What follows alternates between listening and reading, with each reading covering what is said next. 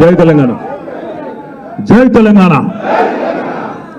గౌరవనీయులు పెద్దలు, మన అందరి ఆడబిడ్డ, మీ అందరికీ ఉమ్మడి రంగారెడ్డి జిల్లాలో ఎల్లవేళలా అందుబాటులో ఉంటూ ఎవరికి ఏ కష్టం వచ్చినా నేనున్నానంటూ ధైర్యాన్ని ఇచ్చే నాయకురాలు సోదరి పెద్దలు మాజీ మంత్రివర్యులు శ్రీమతి సబితా ఇంద్రారెడ్డి గారు, గౌరవనీయులు చేవెళ్ల పార్లమెంట్ అభ్యర్థిగా మీ అందరికీ సుపరిచితులైన, మీ అందరికీ ఆప్తులైన గౌరవ మాజీ ఎమ్మెల్సీ, గౌరవ మాజీ జిల్లా పరిషత్ చైర్మన్ పెద్దలు అన్న కాసాని జ్ఞానేశ్వర్ గారికి, గౌరవనీయులు శాసనసభలో మొన్నటిదాకా ప్రభుత్వ విప్, మళ్ళీ శేర్లింగంపల్లిలో 50,000 ఓట్ల అఖండమైన మెజారిటీతో గెలిచి ఈరోజు శేర్లింగంపల్లి ప్రజలకి ఎల్లవేళలా అందుబాటులో ఉండే అహర్నిశలు కష్టపడే నాయకుడు అన్న ఆరికపూడి గాంధీ అన్న గారు, గౌరవనీయులు ఈరోజు ఈ మీటింగ్లో స్టార్ అట్రాక్షన్, స్పెషల్ అట్రాక్షన్ మా అన్న కాలే యాదన్న గారు, చేవెళ్ళ ఎమ్మెల్యే గారు. ఈరోజు నిజంగా కూడా యాదన్న విరాట్ కోహ్లీ లెక్క బ్యాటింగ్ చేసిండు. కాబట్టి మా యాదన్న ఒక గొప్ప మాట అన్నాడు. ఏమన్నాడు? నా దగ్గర పైసలు లేకపోవచ్చు కానీ విలువలున్నాయి, నేను వాళ్ళ లెక్క కాదు అనే మాట అన్నాడు మా యాదన్నకు. అదేవిధంగా గౌరవనీయులు కొరుట్ల శాసనసభ్యులు సోదరులు డాక్టర్ సంజయ్ గారికి, గౌరవనీయులు వికారాబాద్ జిల్లా పార్టీ అధ్యక్షులు, ఈ కార్యక్రమానికి అధ్యక్షత వహిస్తున్న మాజీ శాసనసభ్యులు, మీ అందరికీ ఆప్తుడు సోదరుడు డాక్టర్ మెతుకు ఆనంద్ గారికి, పరిగి మాజీ శాసనసభ్యులు, ఆనాడు కొప్పుల హరీశ్వర్ రెడ్డి గారు తెలంగాణ రాష్ట్రం కోసం ముందుకు వచ్చి కేసీఆర్ గారిని బలోపేతం చేసే క్రమంలో తెలంగాణ రాకముందే ముందుకు వచ్చిన తర్వాత ఆ రోజు మరి వారి వారసుడిగా అడుగుపెట్టి పరిగి నియోజకవర్గంలో విశేషమైన సేవ చేసి మరి కొద్దిపాటి తేడాతో ఓటమి పాలైన ప్రజలకు కార్యకర్తలకు అందుబాటులో ఉంటున్న గౌరవనీయులు శ్రీ కొప్పుల మహేశ్వర్ రెడ్డి గారు, మా తమ్ముడు డైనమిక్ నాయకుడు తాండూరు మాజీ శాసనసభ్యుడు పైలట్ రోహిత్ రెడ్డి గారు, గౌరవనీయులైన శాసన మండలి సభ్యులు పెద్దలు అన్న దయానంద్ గుప్తా గారు, గౌరవ కార్పొరేషన్ మాజీ అధ్యక్షులు సోదరులు నాగేందర్ గౌడన్న గారు, పెద్దలు కేసీఆర్ గారికి మొదటి నుండి తెలంగాణ భవన్లో వెన్ను దన్నుగా ఉంటూ ఎల్లవేళలా కేసీఆర్ గారితో ఒక సోదరుడిలాగా ఉండే మా గౌరవనీయులైన పెద్దలు పరియాద కృష్ణమూర్తి గారు, గౌరవనీయులు మన మువ్వా సత్యనారాయణ గారు అన్నగారు శేర్లింగంపల్లి గతంలో ఇన్ఛార్జిగా కూడా వారు పనిచేస్తున్నారు, మా అన్న జిల్లా పరిషత్ ఉపాధ్యక్షులు సోదరులు విజయన్న గారు, తమ్ముడు అవినాష్ గారు, ఎంతో అద్భుతంగా మరి చాలా స్ఫూర్తిదాయకంగా, నేను ఎప్పుడు ఇంద్రన్న మాట వినలేదు కానీ ఇలా మొదటిసారి కార్తీక్ మాట్లాడితే మరి మా తమ్ముడు మాట్లాడితేనే ఇట్లున్నది, మరి ఇంద్రన్న మాట్లాడితే ఎట్లుండేదో అనిపించేటట్టు బ్రహ్మాండంగా మాట్లాడిన మా తమ్ముడు పట్లోళ్ళ కార్తీక్ రెడ్డి గారికి, వేదిక పైన ఉన్న మా పుట్టమన్నకు, మా గౌరవ కార్పొరేటర్లు తమ్ముడు శ్రీనివాస్ గారు నార్నే, ఉప్పలపాటి శ్రీకాంత్ గారు, సింధు గారు, మంజుల గారు, ఇంకా మా నాగేంద్రన్న గారు, పేరు పేరున ప్రతి ఒక్కరికి సారీ అమ్మా రోజా చూడలే, కరెక్ట్ ఇంకా కూర్చున్నావు చూడలే, మా మాజీ రోజా గారికి, మాజీ కార్పొరేటర్ కొమ్మిరిశెట్టి సాయిబాబా అన్న గారు, ఎవరో పేర్లు అయితే నేను వేదిక మీద చెప్పలేదో జర మనసులోనే తిట్టుకోండి, బయట తిట్టకుండ్రి, ఇప్పటికే చాలా మంది తిరుగుతారు ముంగటికి వెళ్ళి. కాబట్టి వేదిక మీద ఉన్న పెద్దలందరికీ, మా తమ్ముడు గోవర్ధన్కు, ఇంకా మా అనంతన్నకు, పేరు పేరున అందరికీ, ఒకరు వాళ్ళు వీళ్ళని కాదు అందరికీ, వేదిక ముందున్న 7 నియోజకవర్గాల ముఖ్య నాయకులందరికీ పేరు పేరున హృదయపూర్వకంగా శిరస్సు వంచి మీకు నమస్కారం తెలియజేస్తా ఉంది. అసెంబ్లీ ఎన్నికల్లో మొన్న 3 నెలల కిందట నేను మీ చేవెళ్ల పార్లమెంట్ పరిధిలో చాలా చోట్ల ప్రచారంలో పాల్గొన్నాం. 4 ఎమ్మెల్యేలు గెలిచినాం, 3 చోట్ల దురదృష్టవశాత్తు ఓటమి పాలైనాం. కానీ నిజంగా కొన్ని అనుభూతులు, కొన్ని అనుభవాలు మర్చిపోలేని ఉంటాయి. పరిగిలో మహేష్ అన్న పిలిస్తే కుల్కచర్లకు పోయినా. ఆ రోజు నేను కుల్కచర్లలో ఆ మీటింగ్ చూసిన తర్వాత మహేష్ అన్న ఖచ్చితంగా 25-30 వేలతో గెలుస్తాడు అనుకున్నాను. ఎందుకంటే అక్కడ ఊపు ఉత్సాహం పరిగిలో ముఖ్యంగా మా గిరిజన తమ్ముళ్ళు, మా లంబాడ తమ్ముళ్ళు అక్కడ కుల్కచర్లలో ఎక్కువ ఉంటారు. అసలు నేను ఇట్లా అంటే 2 ఏళ్ళు లేపి ఇట్లా అనుడు, నేను ఒక్కసారి జై తెలంగాణ అంటే 2 సార్లు అనుడు, అంటే అంత జోషు అంత ఉత్సాహం ఉండే. కానీ చివరిలో ఏం జరిగిందో తెలియదు కానీ మొత్తానికి స్వల్ప తేడాతో అక్కడ ఓటమి పాలైనాం. వికారాబాద్ పోయింటివి, వికారాబాద్ హెడ్ క్వార్టర్లో కానీ ఆ తర్వాత మర్పల్లి పోయింటివి. 2 చోట్ల కూడా తండోపతండాలుగా వచ్చినారు. ఆ వచ్చిన వాళ్ళు కూడా బ్రహ్మాండమైన ఉత్సాహంతో ఉండే, కానీ అక్కడ కూడా మరి ఏం జరిగిందో తెలియదు, స్వల్ప తేడా తినటం పాలైన. తర్వాత తాండూరు, అక్కడ కూడా తమ్ముడు నేనైతే ఏకపక్షంగా ఉంటుంది అనుకున్నా, ఎందుకంటే అక్కడ ఆల్రెడీ మహేందర్ రెడ్డి ఆయనను బిజీగా పెట్టినాం, మరి మా తమ్ముడికి ఇక పోటీ లేదు, ఎదురులేదు అనుకున్నాం. మరి సరే దాని గురించి ఆడికే వస్తున్నా, నేను ఆగుర్రే, తొందరపడకుర్రి, ఆడికే వస్తున్నా అంటున్నా. ఏం జరిగిందో తెలుసుకుందామంటే ఒక గదే చెప్తున్నా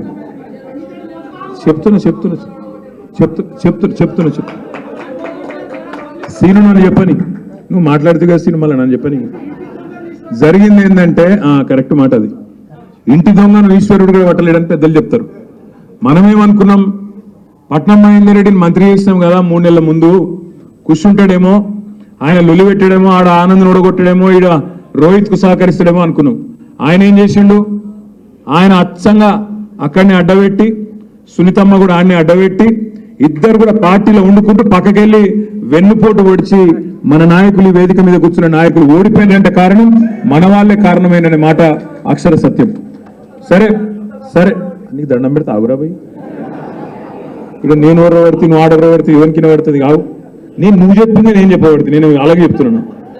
నేను అనేది ఏంటంటే జరిగింది, మోసపోయినాం, జరిగింది. తర్వాత గమ్మత్ ఏంటంటే ఎలక్షన్ అయిపోయింది, సరే ఓడిపోయినాం, 39 మంది గెలిచినాం. నాకు అందరికంటే మొదలు ఫోన్ చేసింది ఎవరు ఎరికైనా, రంజిత్ రెడ్డి అన్నా, అరే నీకు దండం పెడితే ఆగురా, నీ కోపం అంతా ఆగబట్టుకొని జ్ఞానేశ్వర్ అన్న గెలుపులో నూకురా పోయి, నా మీద ఎందుకు లొల్లి పెడుతున్నావు, నేనే ఎప్పుడు పెడితే నువ్వు చెప్పేది ఆగు. ఇప్పుడు ఫోన్ చేసిండు, ఫోన్ చేసి అన్నా ఏదేమైనా సరే మనం ఇక అడ్వాన్స్గా పోవాలి ఎన్నికలకు, కాబట్టి నువ్వు ఫస్ట్ మీటింగ్ నాదే పెట్టి చేయలేదు, పెట్టి వెంటనే నన్ను డిక్లేర్ చేయు, నేను పనిలో పడతా, పని చేస్తా, మళ్ళీ మనం గెలవాలి, మళ్ళీ చేవేళ్ళకి వెళ్ళే మొదలు కావాలన్నాడు. నేను అక్కకు అందరికి ఫోన్ చేసిన, ఎమ్మెల్యేలకు గాంధీకి అందరికి ఫోన్ చేసి ఇక్కడనే భవన్లో మీటింగ్ పెట్టి ప్రెస్ వాళ్ళకు కూడా చెప్పమన్నాడు. అన్న చెప్పన్నా జర ప్రెస్ వాళ్ళకు క్యాండిడేట్ నేనేం చెప్పు, ఏమైనా అనుమానాలు ఉన్నాయేమో జనంలా అన్నాడు. చెప్పినాక ఆ రోజు ప్రోగ్రామ్ కూడా వేసుకున్నాం, ఏమని అన్ని నియోజకవర్గాల్లో కార్యకర్తల సమావేశాలు పెట్టుకోవాలి, ముంగట్టుకోవాలి అని చెప్పి ఒకటే రోజు చేవెల్లా పరిగి పెట్టుకున్నాం. నేను ఇంకా ఆయన చెప్పిన మిగతాయి కూడా వస్తానండి, వికారాబాద్ వస్తా, తాండూరు వస్తా, మొత్తం తిరుగుదాం, బ్రహ్మాండంగా జోరుదారు, పోయిన కాడిని దేవులాడుకోవాలి, ఎక్కడనైతే మనం ఓడిపోయినామో ఆడికెళ్ళే మొదలు కావాలని చెప్పి చేవెల్లా, పరిగి, వికారాబాద్, తాండూరు మొత్తం ప్రోగ్రాం వేసుకున్నాం. ఆయన కూడా బయటకు వచ్చి చెప్పిండు, నిలబడుతున్నా నేనే, నన్ను నిలబడమన్నారు, నిలబడుతున్నా, గట్టిగా ఉంటా అని మాట్లాడిండు. తర్వాత ఇద్దరం కలిసిపోయినాం, ఏడికి చేవెళ్ళ పోయినాం, పరిగి పోయినాం ఒకటే రోజు. అక్కడ మన కూడా చౌరస్తా కాడ పట్నం మహేందర్ రెడ్డి కూడా కారు ఎక్కిండు, ఆయన ఎక్కిండు, ఈయన వచ్చిండు, ముగ్గురం కలిసిపోయినాం. పోయేటప్పుడు నేను చెప్పిన కారులా మహేందర్ అన్నకు, నన్ను ఎత్తుకోపోలే సంతోషం. కారులో నేనేం చెప్పిన అంటే మహేందర్ అన్న నీ మీద అనవసరంగా లేనిపోని పుకార్లు వస్తున్నాయి, జర గట్టిగా చెప్పు అన్న. అప్పుడు చేవెళ్ళ మీటింగ్లోనేమో యాదన్నకు హాస్పిటల్ సమస్య వచ్చి బ్రెయిన్లో కొంత చిన్న ఇబ్బంది వచ్చి హాస్పిటల్లో ఒక వారం రోజుల పాటు ఉండుట్లా ఫోన్లా హాస్పిటల్లో ఉన్న మైకుల ఫోన్ పెట్టి మాట్లాడిస్తే ఆ రోజు కూడా యాదన్న అంత కమిట్మెంట్ తోని హాస్పిటల్కి వెళ్ళి కూడా మాట్లాడిండు. ఆడ చేవెళ్ళలా పరిగిల 2 దగ్గరలా ఇద్దరు మాట్లాడారు నాయకులు. పట్నం మహేందర్ రెడ్డి మాట్లాడిండు, ఇప్పుడు ఉన్నాయి ఆ వీడియోలు అన్నో లేవు, ఉన్నాయి. మా తమ్ముడు కార్తీక్ కూడా ఉండే, అందరం కలిసిపోయినాం. పోయి నాకంటే ఎక్కువ చంపారు కాంగ్రెస్ ఆ రోజు, పొల్లు తిట్టిండు ఇద్దరు.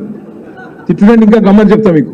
పరిగి పోయినాం, పరిగి పోతే మంచిగా మా మహేష్ అన్న మంచి భోజనం పెట్టిండు, ఆడ మంచిగా తిన్నాం. తిని ఆడ భోజనం అయిపోయాక మీటింగ్ పోయినాక మొత్తం ఒక 4-5 వేల మంది ఉన్నారు, హాల్ నిండా బ్రహ్మాండంగా పరిగిలో ఉత్సాహంగా ఉండే. ఆడ పోయినాక నేను మహేందర్ అన్నతో అంటి, ఇంతకుముందు కారులో చెప్పిన చూడు ముచ్చట, అది చెప్పు అన్న. చెప్పమంటే మహేందర్ అన్న లేచి, ఇగో నా మీద పుకార్లు వస్తున్నాయి కాంగ్రెస్లో పోతా అని, నా ఒక్కరి మీద వస్తలేవు, రంజిత్ రెడ్డి మీద కూడా వస్తున్నాయి. ఆయనను కూడా ఇరికిచ్చే ఈయన పక్కకెళ్ళి లొల్లి పెడుతుంది. ఈయన నా మీద ఎందుకు చెప్తున్నాను, నేను నా మీద పుకారుందా, ఈయన లొల్లి. ఇద్దరు నామగడ్డి లొల్లి పెట్టుకొని ఆస్కర్ అవార్డు గెలుస్తారు చూడు, దానికంటే ఎక్కువ యాక్టింగ్ ఇద్దరు. నేను పోతలేనంటే నేను పోతలేను, నేను మంచోని అంటే నేను మంచోని, నేను పిచ్చోళ్ళకి ఇద్దరు నమ్మిన.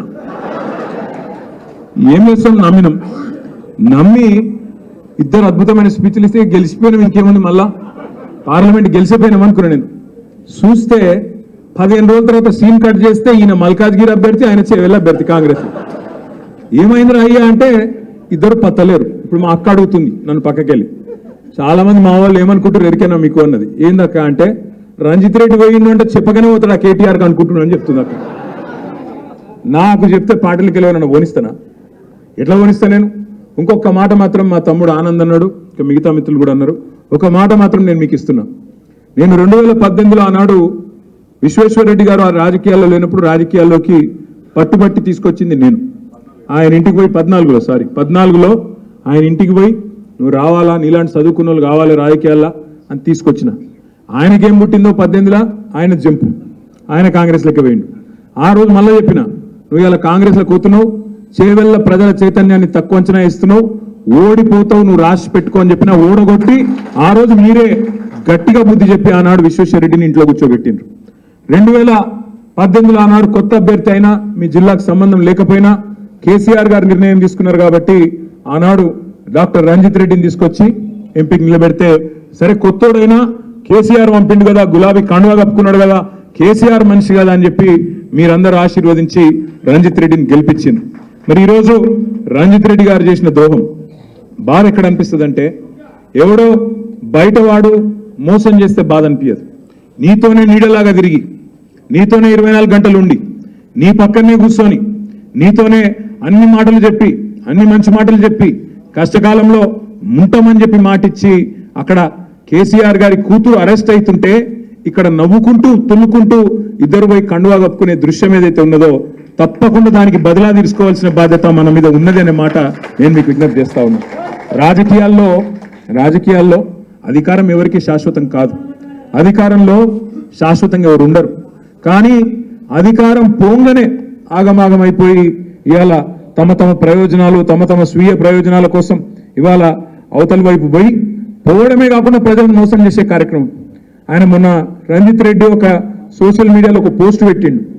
చందన్ వెల్లినట రంజిత్ రెడ్డి మొత్తం పరిశ్రమలు తెచ్చిండట, యాదయ్య గారి సహకారం లేదట, యాదయ్య గారిది ఏం లేదట, మా తమ్ముడు అవినాష్ రెడ్డిది ఏం లేదట, మొత్తం రంజిత్ రెడ్డి పట్టుకొచ్చి అక్కడ పరిశ్రమలన్నింటినీ పెట్టించిన అని చెప్పి సోషల్ మీడియాలో చెప్పుకుంటా ఉన్నాడు. ఇంతకంటే సిగ్గుచేటు ఇంకోటి ఉంటుందా? దయచేసి మీరు ఆలోచించాలని కోరుతా ఉన్నా.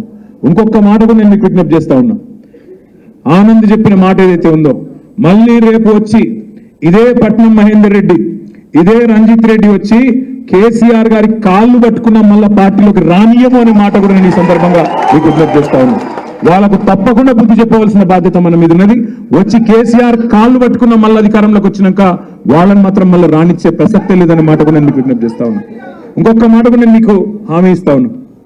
ఇవాళ మా అన్న జ్ఞానేశ్వరన్న ఇవాళ పార్టీ కష్టకాలం ఉన్నప్పుడు ముందుకొచ్చి, అన్న నేనున్నా, మీరు అవకాశం ఇస్తే నేను నిలబెడతాను ముందుకొచ్చిన ఒక ధీరోదత్తమైన నాయకుడు ఇవాళ మన జ్ఞానేశ్వరన్న.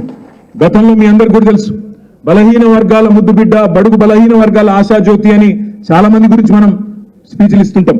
కానీ నిజంగా బడుగుల కోసం, నిజంగా బలహీన వర్గాల కోసం తన పూర్తి జీవితాన్ని త్యాగం చేసిన నాయకుడు, కష్టపడ్డ నాయకుడు కాసాని జ్ఞానేశ్వర్ గారు అనే మాట నేను మీ అందరికీ కూడా గుర్తు చేస్తా ఉన్నాను. ఎందుకంటే ఒక రంగారెడ్డి జిల్లా కాదు, రాష్ట్రం మొత్తం సుపరిచితుడు ఆయన. నేను ఒకసారి ఒక 15 ఏళ్ల కిందట నిర్మల్ పోయింది, ఆనాడు ఆదిలాబాద్ జిల్లాలో నిర్మల్ నియోజకవర్గంలో. ఆ నిర్మల్ నియోజకవర్గంలో ఒక ఊళ్ళో ఒక జాయినింగ్కి పోయిన 2008-9 ఆ ప్రాంతంలో పోయితే అక్కడ ఆనాడు ముదిరాజ్ మహాసభ యొక్క జెండా దిమ్మే, అక్కడ ఒక పూర్తి స్థాయి ఒక మొత్తం కమిటీ ఉండే. వాళ్ళందరూ వచ్చి కలిసి నాకు, అన్న బీసీ డీలకి ఏలకు మార్చాలి ముదిరాజులను, మీరందరూ కూడా పోరాటం చేయాలంటే ఎవరు ఏలకెళ్ళి డీకెళ్ళే డీలకెళ్ళే అయితే వచ్చి అడిగిర్రు, అదే చెప్తాను. వచ్చి అడిగితే నేను అడిగితే ఎవరు ఆర్గనైజ్ చేశారు తమ్మి అంటే వాళ్ళందరూ చెప్పిండ్రు, అన్న మా నాయకుడు కాసాని జ్ఞానేశ్వర్ గారు రాష్ట్రంలో ఇవాళ బలహీన వర్గాలకు, అందులో ముఖ్యంగా ముదిరాజ్ సోదరులకు చాలా సేవ చేసిన నాయకుడు. ఇప్పుడు అన్న యాద్ చేస్తున్నాడు, అక్క గుర్తు చెప్తే, అక్క అడిగితే చెప్తా ఉన్నాడు.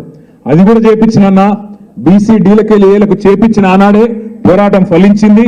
కానీ దురదృష్టవశాత్తు హైకోర్టు ఆనాడు కొంత సుప్రీంకోర్టులో అయిపోయింది, అది కూడా సుప్రీంకోర్టులో ఒక చిన్న చిక్కు వచ్చి ఆగింది, కానీ అది కూడా అయిపోయింది. తప్పకుండా మా పోరాటం ఫలిస్తుంది అనే మాట కూడా వారు చెప్తా ఉన్నారు. వారికి హృదయపూర్వకంగా మనం సపోర్ట్ కొట్టి అభినందనలు చెప్పాలని చెప్పి నేను కోరుతా ఉన్నాను. ఈరోజు ఆయన కష్టకాలంలో మన కోసం వచ్చిండు.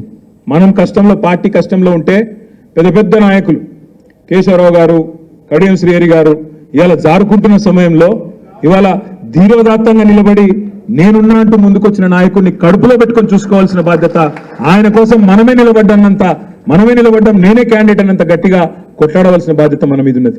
నిలబడ్డది చేవెళ్లలో కాసాని జ్ఞానేశ్వర్ గారు కాదు, నిలబడ్డది కేసీఆర్. ఇవాళ అక్కడ నిలబడ్డది కేసీఆర్ అనుకొని కొట్లాడదాం.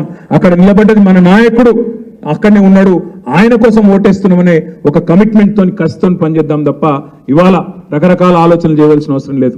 ఇంకొక మాట కూడా నేను మీకు విజ్ఞప్తి చేస్తా ఉన్నా. నాయకులు పోయే వాళ్ళకి చాలా మాట్లాడతారు. ఇప్పుడు మీకు తెలుసు, పోయేటప్పుడు 2 రాళ్ళు వేసి 10 ఏళ్ళు అన్ని అనుభవించి పోయేటప్పుడు మాత్రం 2 రాళ్ళు వేసి పోతారు. చాలా విచిత్రం అనిపిస్తుంది కొంతమంది మాటలు వింటా ఉంటే. కానీ ఇక నేను వాళ్ళు పెద్దవాళ్ళు, వాళ్ళని నేను ఎక్కువ ఏమనను. వాళ్ళ విజ్ఞతగా వదిలేద్దాం, కాలం అన్నిటికీ సమాధానం చెప్తుంది. కానీ ఇవాళ యూట్యూబ్లో మురిగేటోళ్ళు, ఇవాళ మీ చేవెళ్ళలో చిన్నాడు రేవంత్ రెడ్డి గారు కూడా చాలా మాట్లాడింది. దమ్ముంటే ఒక్క సీటನ್ನು గెలుచుకొని చూపెట్టండి అని సవాల్ విసిరిండు రేవంత్ రెడ్డి. నేను అదే రోజు చెప్పిన రేవంత్ రెడ్డి గారికి, అదే రోజు సాయంత్రం చెప్పిన, అయ్యా రేవంత్ రెడ్డి గారు 17 సీట్లున్నాయి తెలంగాణలో, 17 సీట్లున్నాయి. నువ్వు అంటున్నావు కదా ఒక్క సీటನ್ನು గెలుచుకోమంటున్నావు కదా, ఆ ఒక్క సీటు అక్కడ ఇక్కడ ఎందుకు? నీ సిట్టింగ్ సీట్ ఉంది కదా మల్కాజ్గిరి, నువ్వు కొడంగల్ ఎమ్మెల్యే పదవికి రాజీనామా చేసిరా, నేను సిరిసిల్ల ఎమ్మెల్యే పదవికి రాజీనామా చేస్తా, ఇద్దరం మల్కాజ్గిరిలో కొట్లాడదాం, ఎవడు గెలుస్తాడో చూద్దాం, ఏ పార్టీ గెలుస్తాడో చూద్దాం, అక్కడనే చూసుకుందామని అడిగిన. దానికి ఇంతవరకు సమాధానం లేదు, ఇప్పటివరకు మాట్లాడే పరిస్థితి లేదు. ఆయన సిట్టింగ్ సీటు గెలవలేడట, కానీ ఆయననట మొత్తం గెలుస్తాడంట, ఆయన మొత్తం రాష్ట్రం అంతా ఊడ్చి పారేస్తాడంట. కేసీఆర్ ను 100 మీటర్ల లోపల బొంద పెడతా, 100 ఫీట్ల లోపల బొంద పెడతా అని డైలాగులు కొడతా ఉన్నాడు. ఆయన మాట్లాడే మాటలు, ఆయన భాష, ముఖ్యమంత్రి అయినాక కూడా ఆయన చేస్తున్న విమర్శలు, రోత మాటలు, నిజంగా రోత ముట్టించే విధంగా మాట్లాడుతూ ఉన్నాడు. ఏమంటాడు ఆయన? కొడకల్లారా, నా కొడకల్లారా చీరేస్తా, మెడల పేగులు వేసుకుంటా అంటాడు. ముఖ్యమంత్రి అంటాడు కూడా మెడల పేగులు వేసుకొని తిరుగుతాడే, మెడల పేగులు వేసుకుంటాడు. పోటీ కొట్టేటోను ఆయన ముఖ్యమంత్రి, పోటీ కొట్టేటోను నాకు అర్థం కాదు. మెడల పేగులు వేసుకొని తిరుగుతా అంటాడు. ఇంకో మాట అంటాడు, జేబుల కత్తెర పెట్టుకొని తిరుగుతున్నా, జేబుల కత్తెర పెట్టుకొని ఎవరు తిరుగుతాడే? జేబు దొంగలు తిరుగుతారు. జేబుల కత్తెర పెట్టుకొని తిరుగుతున్నా, జాగ్రత్తగా ఉండండి అంటాడు. మానవ బాంబులు అవుతాం అంటాడు. ఇంకా గమ్మత్ ఏంటంటే ఇంకా ప్రతిపక్షంలో ఉన్నట్టే మాట్లాడుతున్నాడు. ఆయన ముఖ్యమంత్రి లెక్క మాట్లాడతలేడు. ఆయనకే విశ్వాసం కుదురుతలేదు ముఖ్యమంత్రి అని. మనం నమ్ముడు కాదు, ఇంతకుముందు మా అనిల్ జాదవ్ చెప్పింది, తమ్ముడు బోత్ ఎమ్మెల్యే, ప్రజలంటున్న ఎవడు ముఖ్యమంత్రి అని. ఆయన కూడా నమ్మకం ఉన్నట్లేదు రేవంత్ రెడ్డి గారికి. మానవ బాంబులు అయిపోతాం అని మాట్లాడుతున్నాడు. ఇంకా దారుణంగా ఏంటంటే, ఒక ముఖ్యమంత్రి సెక్రటేరియట్కి వచ్చి ఇక్కడ లంకె బిందెలు ఉంటాయనుకొని వచ్చినాం, ఖాళీ కుండలున్నాయి అని అవుతున్నాడు ఎకిలిగా. లంకె బిందెల కోసం గడ్డపారలు పట్టుకొని, తటపారలు పట్టుకొని, నెత్తి మీద బట్టలు కప్పుకొని అర్ధరాత్రి ఎవడు తిరుగుతాడన్నా? దొంగలు తిరుగుతారు. మరి ఈయన గతంలో ఏం చేస్తున్నాడో నాకు ఎరకలేదు, కానీ గిట్లున్నది ఈయన వ్యవహారం. ఇంకా దారుణం ఏంటంటే వెనకటికి నాగార్జునది ఒక సినిమా వచ్చిండే.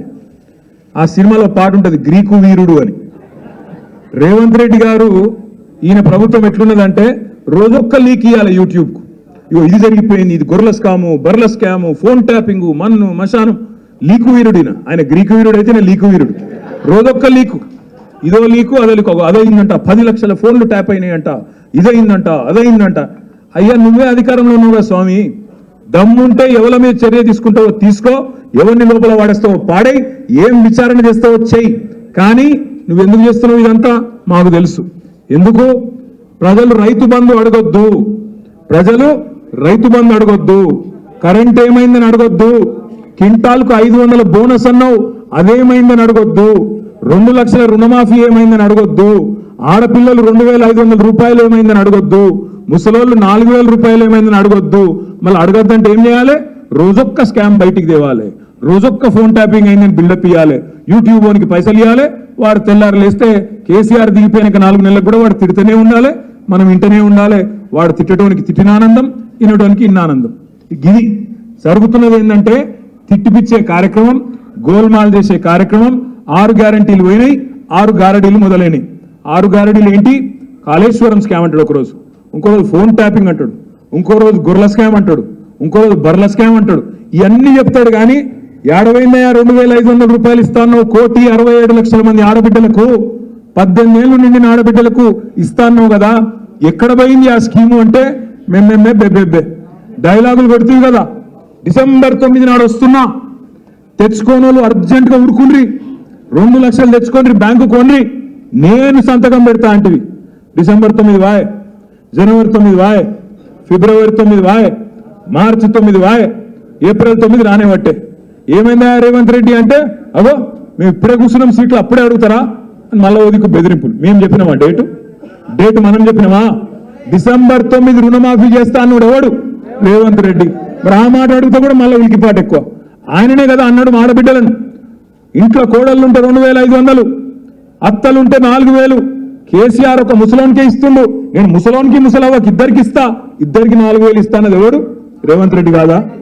సోనియమ్మ కడుతుంది బిల్లు, సోనియమ్మ కడుతుంది కరెంటు బిల్లు అన్నాడు, మీరు గడనే కట్టకుండా అన్నాడు. ఇవాళ ఏంది పరిస్థితి? ఇవాళ వాస్తవాలు ఏంటి? మంచినీళ్ళకు దిక్కులేదు, సాగునీటికి దిక్కులేదు, కరెంటు చక్కగా రాదు, రైతు బంధు పడదు. ఆల్రెడీ ఎవరెవరైతే కాంగ్రెస్ కోట్లు వేసిండ్రో వికారాబాద్ల, తాండూరుల, చేవెళ్ల, పరిగిల తేలుగుట్టిన దొంగలు ఉన్నారు. ఇవాళ వాళ్ళకి అర్థమైతలేదు ఎందుకు వేస్తే మీ ఓటు, ఏం జరిగిందని బాధపడే పరిస్థితి వచ్చింది. రాష్ట్రంలో ఏ ఒక్క వర్గమైన సంతోషంగా ఉందా? రైతులు సంతోషంగా ఉన్నారా? ఆటో డ్రైవర్లు సంతోషంగా ఉన్నారా? తులం బంగారము 2,500 అని చెప్పి మోసపోయిన ఆడపిల్లలు సంతోషంగా ఉన్నారా? తాగునీరు లేక ఇబ్బంది పడుతున్న పిల్లలు సంతోషంగా ఉన్నారా? ఎవరు సంతోషంగా ఉన్నారు?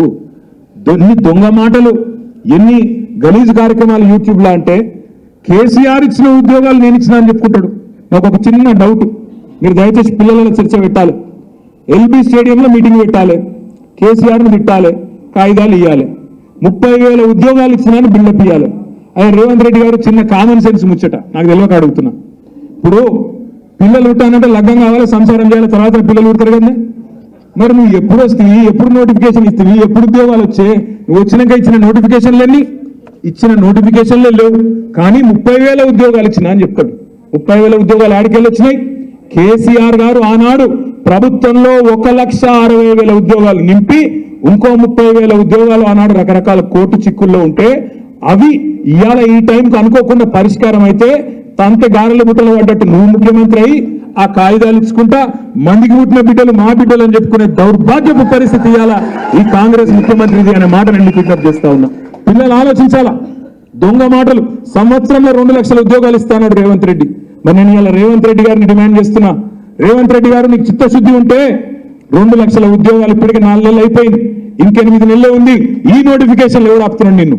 నోటిఫికేషన్లు 2 లక్షల ఉద్యోగాలు ఇస్తాను సంవత్సరంలో. దొంగ మాటలు చెప్పకు.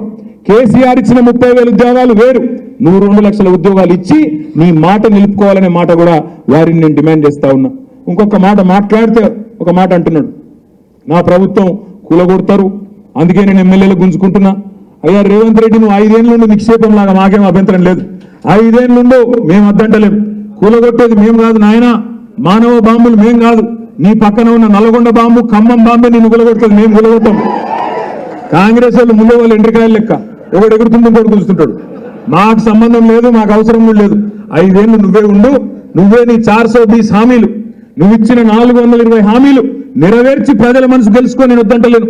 2 లక్షల రుణమాఫీ అన్న వచ్చాయి, 2 లక్షల ఉద్యోగాలన్నా వచ్చాయి, ఆడబిడ్డలకు 1,67,00,000 మందికి 2,500 రూపాయలు ఇస్తాను. అట్లా అన్ని చెప్పిన మాటలు చేయవా నాయన అంటే అది చేత కాదు. ఫోన్ ట్యాపింగు, గొర్రెల స్కాము, బర్రెల స్కాము, మేడిగడ్డ మేడిపండు అయింది, కాళేశ్వరం ఇదైంది అదైంది. అసలు పని మాత్రం చేసింది ఏం లేదు. PR స్టంట్లు, లీకులు ఇచ్చుడు, యూట్యూబ్లకు జనాల దిమాగ్ ఖరాబ్ చేసుడు, మనం తెల్లారలేస్తే తిట్టుడు. అందుకే నేను మిమ్మల్ని అందరినీ ప్రార్థించేది ఒకటే, మనకు మంచి మోక దొరికింది. మే 13 దాకా టైం ఉంది. మీకు ఏప్రిల్ 13 నాడు అన్న అడిగిండు, జ్ఞానేశ్వర్ అన్న, సబితక్క, అందరు ఎమ్మెల్యేలు అడిగిండు, అన్న మరి కేసీఆర్ గారు మీటింగ్తో స్టార్ట్ చేద్దాం, ధూమ్ధామ్గా ప్రచారం మొదలు పెడదాం చేవెళ్ల లోక్సభలు అన్నారు. ఏప్రిల్ 13 నాడు ప్రతి గులాబీ సైనికుడు చేవెళ్ల పార్లమెంట్ పరిధిలో వాళ్ళ తుక్కుగూడ మీటింగ్ తేలిపోయేటట్టు. ఎందుకంటే తుక్కుగూడలేమో వాళ్ళు మొత్తం రాష్ట్రం అంతా కలిపి పెడుతున్నారు మీటింగ్. కానీ మరి పక్క రాష్ట్రం కర్ణాటకకి వెళ్ళి కూడా తెచ్చుకుంటారేమో. కానీ మన చేవెళ్లలో మాత్రం అచ్చంగా మన చేవెళ్ల పార్లమెంట్ నుంచే గులాబీ సైనికులందరం రావాలి, మీటింగ్ సూపర్ హిట్ చేయాలి, దాంతోనే జ్ఞానేశ్వరన్న గెలిచిపోయిండు అనే ఒక వాతావరణం బ్రహ్మాండంగా తీసుకొని రావాల్సిన బాధ్యత మన మీదనే ఉన్నది. ఇంకొక మాట కూడా నేను మీకు విజ్ఞప్తి చేస్తా ఉన్నా. ఇంతకుముందు మాట్లాడిన సోదరులు చెప్పిండ్రు, మేము అక్క కూడా చెప్పింది, సరే మీరు మాకు కష్టపడి చేవెళ్ల పార్లమెంట్లో 4 ఎమ్మెల్యేలను గెలిపించిండ్రు, 3 దురదృష్టవశాత్తు ఓడిపోయినరు. కానీ మీరు కష్టపడ్డారు, మీరు మా కోసం పనిచేసిండ్రు. ఇప్పుడు మేము మీకోసం పనిచేసే టైం వచ్చింది. ఎందుకంటే రేపు జెడ్పీటీసీ ఎన్నికలు, ఎంపీటీసీ ఎన్నికలు, మళ్ళీ కార్పొరేటర్ ఎన్నికలు, మళ్ళీ కౌన్సిలర్ ఎన్నికలు, కాలికి బలపం కట్టుకొని మీకోసం తిరిగే బాధ్యత నేను తీసుకుంటానే మాట విజ్ఞప్తి చేస్తా ఉన్నా. మీరు ఎక్కడికి పిలిచినా చేవెళ్లలో, మీరు చేవెళ్ల పార్లమెంట్ పరిధిలో ఏ ఊరికి రమ్మన్నా, ఏ వార్డుకు రమ్మన్నా, 10 మంది సభ అయినా 1000 మంది సభ అయినా తప్పకుండా వస్తా, మీకోసం కొట్లాడతా అనే మాట కూడా నేను మీకు విజ్ఞప్తి చేస్తా ఉన్నా. ఎందుకంటే మనం అధికారంలో లేము, ఆటహాసాలు అవసరం లేదు, సైలెంట్ గా పనిచేసుకుంటూ పోదాం, ప్రజల తరఫున మాట్లాడదాం, అడుగుదాం. మహేశ్వరంలో, కందుకూరులో, అక్కడ ఇక్కడ ఎక్కడైతే ఇవాళ పంటలు వరి కోతకొస్తున్నాయో, లేదా మా పరిగిలో, వికారాబాద్లో, తాండూరులో ఎక్కడెక్కడైతే క్వింటాల్ 500 బోనస్ ఇస్తామన్నారో, రేపు బోనస్ ఇవ్వకపోతే అక్కడి నుంచే ఉద్యమం చాలు చేద్దాం, రైతుల నుంచే నిప్పు రగిలిద్దాం, ఈ ప్రభుత్వాన్ని నిలదీద్దాం. అదేవిధంగా కొన్ని చోట్ల పంటలు ఎండిపోతున్నాయి, అక్కడికి కూడా పోదాం, రైతులకు ధైర్యం చెప్దాం. ఈ ప్రభుత్వం వచ్చినాక ఇప్పటికే 200 మంది రైతులు ఆత్మహత్య చేసుకున్నారు, 40 మంది ఆటో డ్రైవర్లు ఆత్మహత్య చేసుకున్నారు. ఈ ప్రభుత్వ అసమర్థ, చేతగాని, ప్రణాళిక లేని, అవగాహన లేని కార్యక్రమాల వల్ల ఇవాళ పేద ప్రజల ఉసురు పోసుకుంటా ఉన్నారు. కాబట్టి వారికి ధీటుగా సమాధానం చెప్పవలసిన బాధ్యత మనం చెప్పవలసిన అవసరం ఉన్నది. ఇక్కడ మా తమ్ముడు చిట్టి ఇచ్చిండి ఇప్పుడే, అన్న మనం ఉన్నప్పుడు టెట్టు ఆనాడు ఫీజు 300 రూపాయలు పెడితే లొల్లి పెట్టిండ్రు, ఇవాళ వీళ్ళేమో 1000 రూపాయలు చేసిండ్రని చెప్పి ఇప్పుడే వాళ్ళు చెప్తా ఉన్నారు. ఇట్లా ఒకటిద్దరిని కాదు, అందరిని మోసపుచ్చుడే. బస్సు ఫ్రీ అన్నారు, బంగారం ఫ్రీ అన్నారు, మళ్ళా పాత కళ్యాణ లక్ష్మి చెక్కులే ఇస్తున్నారు. పాత కళ్యాణ లక్ష్మి చెక్కులే, తులం బంగారం లేదు, మన లేదు. అందుకే ఇవన్నీ యాద్ చేయాలి, ఆడబిడ్డలకు యాద్ చేయాలి. నేను సబితక్కను, గాంధన్నను, యాదన్నను, ప్రకాష్ గౌడ్ అన్న నిన్న కేసీఆర్ గారితో దాదాపు 1.5 సేపు కూర్చున్నాడు. ఆయన తన మన్మరాలు పెళ్లి కార్డు ఇస్తేందుకు వచ్చిండు, వచ్చి దాదాపు 1.5 సేపు కూర్చొని కేసీఆర్ గారికి చెప్పిండు, నాకు కాదు. ఏమని? జ్ఞానేశ్వరన్న గెలుస్తున్నానా, మా నియోజకవర్గంలో కూడా మెజారిటీ ఇస్తాం, తప్పకుండా అందరికి అన్ని విషయాలు అర్థమైన అనే మాట కూడా చెప్పినాడు. ఇక్కడికి వచ్చిన మా మైనారిటీ సోదరులు, మా షకీర్ మాట్లాడిండు ఇప్పుడే, షాకిర్ మాట్లాడిండు, అన్న మేమున్నాం మీతో పాటు, ఈ రంజాన్ పవిత్ర మాసంలో చెప్తున్నా, తప్పకుండా మేము కూడా కష్టపడతామని చెప్పిండు. हमारे जितने भी माइनॉरिटी भाई हैं, आप भाइयों से बहनों से मैं गुजारिश करता हूं, आप 1 मिनट के लिए सोचिए। इलेक्शन से पहले, असेंबली इलेक्शन से पहले काफी सारे अफवाहें उड़ रहे थे, काफी लोग काफी कुछ बोल रहे थे कि बीआरएस और बीजेपी एक है, मोदी और केसीआर मिलके है, बोल के कुछ भी बोल के कांग्रेस वाले यहां पे कुछ वोट हड़पने की कोशिश कर रहे थे। हमको बीजेपी का बी टीम बुलाया गया, बहुत कुछ बोला गया, पर आज जीत के हुकूमत में आने के बाद, सीएम रेवंत रेड्डी बनने के बाद क्या माहौल है, एक बार आप सोचिए, एक बार सोच के समझ के वोट दीजिए। आज राहुल गांधी कहते हैं, वहां पता नहीं वो कहीं और चल रहे हो, भारत जोड़ो बोल के कहीं और चल रहे हो, वहां क्या बोल रहे राहुल गांधी? चौकीदार चोर है बोलते राहुल गांधी। रेवंत रेड्डी क्या बोल रहे हैं यहाँ पे? चौकीदार चोर नहीं है, हमारे बड़े भाई है, हमारे बड़े भाई है बोलते रेवंत रेड्डी। वहां पे राहुल गांधी बोलते अदानी फ्रॉड है, यहाँ पे रेवंत रेड्डी क्या बोल रहे? अदानी फ्रॉड नहीं है, हमारे फ्रेंड है, अदानी हमारे दोस्त है। वहां पे राहुल गांधी बोलते गुजरात मॉडल फेक मॉडल है, बकवास मॉडल है, और यहाँ पे रेवंत रेड्डी साहब क्या बोल रहे? नहीं, गुजरात मॉडल शानदार मॉडल है, मैं भी तेलंगाना में गुजरात मॉडल ले लेता हूं। राहुल गांधी बोल रहे ऊपर केजरीवाल को अरेस्ट करना नाइंसाफी है, कोई लिकर स्कैम नहीं हुआ, राहुल गांधी बोलते। रेवंत रेड्डी क्या बोलते हैं यहाँ पे? कवितम्मा को अरेस्ट करना सही था, लिकर स्कैम हुआ। मैं पूछना चाहता हूं भाइयों, रेवंत रेड्डी किसके लिए काम कर रहे हैं? राहुल गांधी के लिए काम कर रहे हैं कि मोदी के लिए काम कर रहे हैं? बड़े भाई किसको बोलना है? उनको राहुल गांधी को बोलना है, जिन्होंने इनको चीफ मिनिस्टर बनाया। वो छोड़ दिया राहुल गांधी को जीतने के बाद, अभी मोदी साहब को अपने बड़े भाई बोल रहे हैं। और चौकीदार चोर है उन्होंने बोलते, इन्हों बोलते नहीं, बड़े भाई है। फ्रॉड है अदानी उन्हों बोलते, इन्हों बोलते नहीं, फ्रेंड है। लिकर स्कैम है ही नहीं बोल के उन्होंने बोलते, इन्हों बोलते नहीं, लिकर स्कैम है। गुजरात मॉडल फेक है उन्हों बोलते, नहीं गुजरात मॉडल बहुत अच्छा है, शानदार है बोल के इन्हों बोलते। आप सोच के समझ के वोट दीजिए, क्योंकि रेवंत रेड्डी साहब जो है, आज लिख लो आप, गुर्तु पेట్టుకోండి, రాసి పెట్టుకోండి, అందరికంటే ముందు పార్లమెంట్ ఎన్నికల తర్వాత అందరికంటే ముందు ఒక 20-30 మంది ఎమ్మెల్యేలు తీసుకొని ఫస్ట్ మనిషి జంపు కొట్టేటోడు ఎవడయా బీజేపీల కంటే ఇదే రేవంత్ రెడ్డి గారు. మీరు యాద పెట్టుకోండి.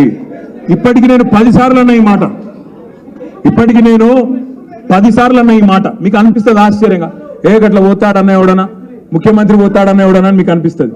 చూస్తలేమా మనం? ఇక గుంపు మేస్త్రి తిట్టడానికి వాళ్ళు మంచోళ్ళే కానీ కాదు కాదు కాదు. నేను ఒకటే అంటున్నా, ఇక కర్ణాటక సంగతి మనకి ఎందుకు తీస్తాం, మీరు తాండూరులు చూసుకోరు కర్ణాటక, మాకెందుకు కానీ కాదు కాదు. నేను అనేది ఒకటే, ఎలక్షన్ తర్వాత రేపు జరిగేది పక్కా ఒకటే. ఇలా కేంద్రంలో కాంగ్రెస్ పార్టీకి 40 సీట్ల కంటే ఎక్కువ వచ్చే పరిస్థితి లేదు. నేనంటలేనిది, మమతా బెనర్జీ అంటుంది. ఇండియా అలయన్స్ లో ఉన్న పార్ట్నర్స్ అంటున్నారు, దేశం మొత్తం కలిపి కూడా కాంగ్రెస్ కు 40 సీట్ల కంటే ఎక్కువ వచ్చే పరిస్థితి లేదు. మరి ఎవడాపాలి బీజేపీని? ఎట్లా ఆపాలి? ఎవరు గట్టిగా గొంతిప్పి కొట్లాడాలి కేంద్రంలో అంటే ఇవాళ దమ్మున్న నాయకులు ఎవరు ఉన్నారంటే ప్రాంతీయ నాయకులు ఉన్నారు. ఒక మమతా బెనర్జీ, ఒక కేసీఆర్, ఒక కేజ్రీవాల్, ఒక స్టాలిన్, ఇట్లాంటి నాయకులు ఉన్నారు తప్ప రాహుల్ గాంధీ గారితో ఊదు వాలది పీరి లేవది కాంగ్రెస్ పార్టీతో ఏమి కూడా కాదు. అందుకే నేను అనేది, మీరు కాంగ్రెస్ కు మైనారిటీ సోదరులు పొరపాటున ఒక్క ఓటేసినా అది లాభం అయ్యేది మళ్ళా बीजेपी के అయితే తప్ప ఇంకోలకు కానే కాదు. केसीआर साहब जिन्होंने आपकी इतनी शानदार खिदमत की, जिन्होंने 204 यहाँ पे स्कूल बनाए टिमरिस के, 1,32,000 से ज्यादा हमारे माइनॉरिटी बच्चों को पढ़ाने की, उनकी तालीम अच्छा से अच्छा तालीम देने की कोशिश की. अगर आप हिम्मत अफजाई नहीं करेंगे इस समय तो किसकी आप मदद करेंगे? आप सोचिए. एक और बात भी मैं कहना चाहता हूं, आप सोचिए 1 मिनट के लिए, आज हिंदुस्तान में क्या माहौल है सोचिए. और पिछले 10 साल में जो अमन, जो भाईचारा, जो एक खुशहाली तेलंगाना में जो हमें देखने को मिली केसीआर साहब की हुकूमत में, आज पूरे हिंदुस्तान में कहीं और है क्या? आप 1 मिनट के लिए सोचिए. अभी हमारे दीदी कह रहे थे कि बतुकम्मा के दरमियान अगर हिंदू बहन को एक साड़ी दिया गया तो रमजान के वक्त गरीब मुसलमान को तोहफा दिया गया, और हमारे गरीब ईसाई भाइयों को क्रिसमस के दरमियान आपको भी एक तोहफा दिया गया. ऐसी थी केसीआर की सरकार, जिन्होंने इंसान को इंसान की तरह देखा, मजहब के नाम पे अलग अलग करके देखने की कोशिश नहीं की, मजहब के नाम पे सियासत नहीं करे. మతం పేరు మీద రాజకీయం చేయలే కేసీఆర్, కులం పేరు మీద రాజకీయం చేయలే కేసీఆర్. అందుకే ఇలా 6 బీసీ సోదరులకు, ఒకరు కాదు ఇద్దరు కాదు, ఒక చేవెళ్ళ కాదు, చేవెళ్ళల కాసాని జ్ఞానేశ్వర్ గారు, సికింద్రాబాద్ లో తిగుళ్ళ పద్మారావు గౌడ్ గారు, భువనగిరిలో క్యామా మల్లేష్ గారు, అదే విధంగా జహీరాబాద్ లో గాలి అనిల్ కుమార్ గారు, నిజామాబాద్ లో బాజిరెడ్డి గోవర్ధన్ గారు, అదే విధంగా ఆరో అభ్యర్థి ఎవరు, మన హైదరాబాద్ గడ్డం శ్రీనివాస్ యాదవ్ గారు. 6 బలహీన వర్గాల అభ్యర్థులకు ఇవాళ 17 మందిలో 5 ఎస్సీ సీట్లు పోతే 6 బలహీన వర్గాల అభ్యర్థులకు ఇవాళ అవకాశం ఇచ్చిన పార్టీ బీఆర్ఎస్ పార్టీ.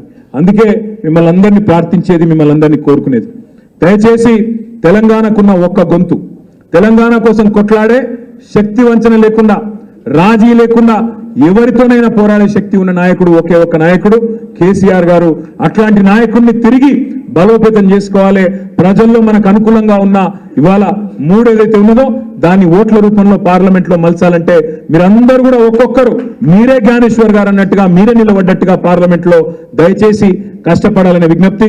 దాంతో పాటు పార్లమెంట్ ఎన్నికల ఫలితాలు తప్పకుండా స్థానిక సంస్థల మీద కూడా ఉంటాయి. ఇవాళ పార్లమెంట్ లో ఓటింగ్ ఒక తీరుగా, రేపు జెడ్పీటీసీ ఎంపీటీసీలో ఇంకో తీరుగా ఉండదు, ఒకటే తరీఖు ఉంటుంది. కాబట్టి దయచేసి మీరు నిలబడ్డట్టే కొట్లాడాలి. మేము ఎమ్మెల్యేలు అందరం కూడా కొట్లాడతాం, మీరు కూడా గట్టిగా నిలబడండి. పార్టీని కష్టకాలంలో తప్పకుండా అందరం కలిసికట్టుగా ముందుకు తీసుకొని పోదామని చెప్పి కూడా విజ్ఞప్తి చేస్తూ, మరి మీ అందరికీ కూడా పేరు పేరున హృదయపూర్వకంగా ధన్యవాదాలు తెలియజేస్తూ, జై తెలంగాణ.